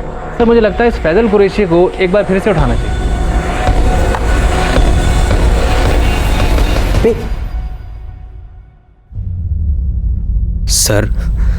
सर बताएंगे कुछ? मुझे फिर से क्यों बुलाया है? मैंने तो सब बता दिया था सर। फैजल जो दो लोगों के नाम तूने बताए थे, मंदार गोखले और सागर गोखले ही थे। तुम्हें सिर्फ सच बोलना है, जो तुमने पहले भी बोला था वही सच दोबारा से बोल, चाय पी और निकल जा। और अगर झूठ बोला, मतलब अगर पहले भी कभी बोला होगा, तो फिर वो हाल। चाय पी। अरे बाबा पी ले, कुछ मिलाया नहीं है उसमें। वैसे वो दो लोग मंदार और सागर ही थे ना? या इस बार नाम बदल गए हैं? नाखून मत का फैजल, वो हम खींच के निकालेंगे। गलती हो गई साहब, गलती हो गई, मुझे माफ कर दो साहब। मैं तो वो दो लोग मंदार और सागर नहीं थे? नहीं साहब, मुझे बस बोला गया था ऐसा बोलने के लिए। ध्यान से देख और इसको अपनी खोपड़ी में डाल। ये मंदार है और ये उसका छोटा भाई सागर, ये भी साथ में था। नाम और शक्ल याद रहेगी ना? और पुलिस भी तुझे यही फोटो दिखाएगी। और ये दो लोग कौन थे?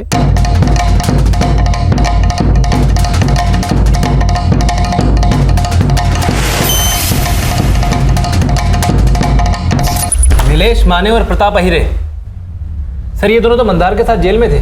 गलती हो गई साहब, पैसे का लालच दिया था उन लोगों ने, 4000 रुपये दिए थे, लेकिन मैंने नैना को कुछ नहीं किया साहब। वही लोग बॉडी लेकर आए थे।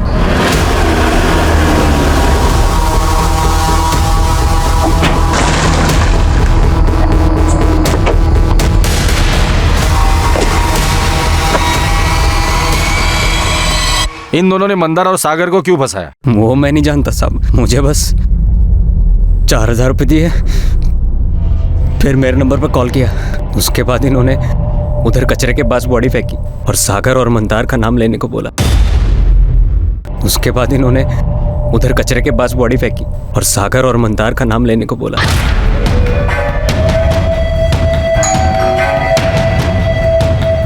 यस सर मैं नैना मोरे, आपसे फ़ोन पर बात हुई थी सर। हाँ नैना, या प्लीज कम इन। 10th और 12th की मार्कशीट के साथ फर्स्ट ईयर और सेकेंड ईयर की भी मार्कशीट्स हैं। गुड। नमस्ते साहब। नमस्ते साहब। नमस्ते साहब, हमने सुना है मंदार को आपने पकड़ लिया। हाँ, प्लान कामयाब रहा। फैजल ने भी वही बोला जो तुम दोनों ने उसे सिखाया था, और यहीं पर प्लान गड़बड़ा गया।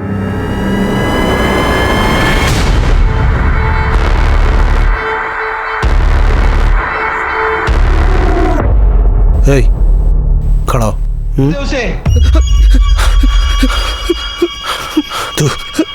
तू बचाएगा ऐसे? छोड़ चल साला चुप हो जाओ।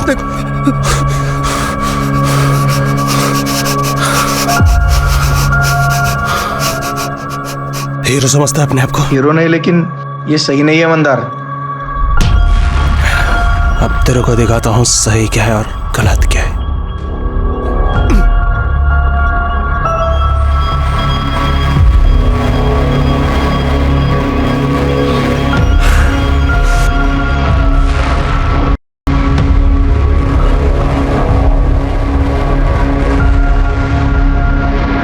अबे ओ, चलो उठो, लग जाओ काम पे।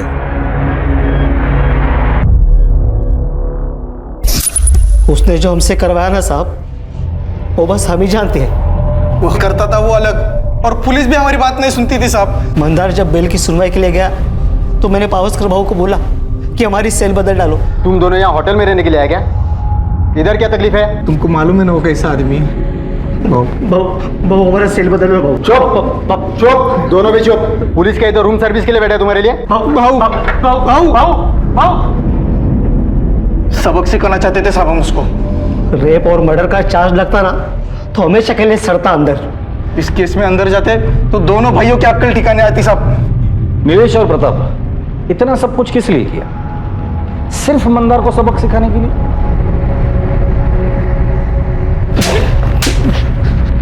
और वो लड़की नैना मोरे बेचारी ऐसी फंस गई तुम लोगों की नौकरी की ऐड के चक्कर में। गणेश पाटकर न्यूज़पेपर में ऐड देने वही गया था ना? हाँ साहब, और सागर के नाम पर सिम कार्ड भी उसी से खरीदवाया था साहब। ये गणेश पाटकर कहाँ मिलेगा? कोल्हापुर में। सागर सुन, अपन उन दोनों के साथ ऐसा कुछ नहीं करता था जैसा वो लोग बोल रहे। अपन सिर्फ उनसे अपना काम करवाता था। इससे कोई फर्क नहीं पड़ता मंदार, तूने क्या किया क्या नहीं किया, इस फसाद की जड़ तू ही है। मेरा नाता जब तक तेरे साथ रहेगा ना, मेरी जिंदगी यूं ही बर्बाद रहेगी। अब और नहीं, मैं नहीं चाहता कोई मेरे को क्रिमिनल के भाई के रिश्ते से पहचाने।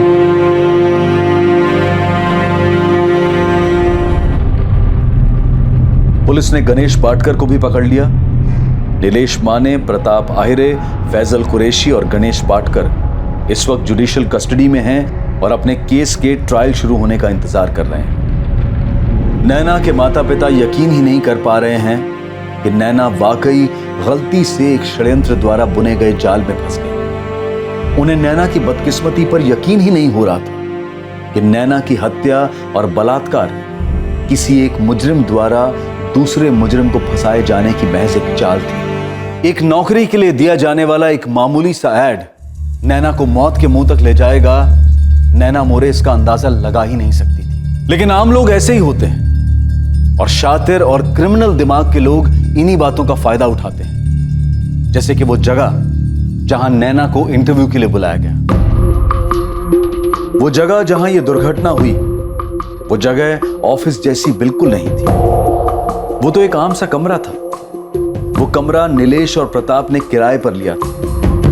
उन्होंने ये कमरा खास तौर पर मंदार और उसके भाई को फंसाने के लिए लिया था, जिसमें वो कामयाब भी हुए। नैना अपने जॉब को लेकर बहुत एक्साइटेड थी और जाहिर है कि इस एक्साइटमेंट में उसका ध्यान ही ना गया हो कि वहां कोई ऑफिस सेटअप है ही नहीं और नैना खुद ब खुद चलकर उनके जाल में आ गई। जब आप ऐसी किसी जगह पर जाते हैं तो बहुत सी बातों का ध्यान रखना जरूरी होता है। चाहे आप वहां किसी ऐड के जरिए गए हों या फिर आपको इंटरनेट या एसएमएस के जरिए वहां बुलाया गया हो। अपॉर्चुनिटी जिसकी तलाश में हर कोई होता है, अपॉर्चुनिटी जिसे कोई भी अनदेखा नहीं करना चाहता। सुनहरा दिखने वाला हर मौका हमेशा सुनहरा नहीं होता है, इसलिए बेहद जरूरी है कि उस रैंडम अपॉर्चुनिटी पर तोल मोल कर भरोसा किया जाए और हर वक्त सतर्क रहा जाए। अब मैं अनूप सोनी आपसे विदा लेता हूं, फिर मुलाकात होगी और हमेशा याद रखें, क्राइम और आपके बीच में सिर्फ इतना फर्क है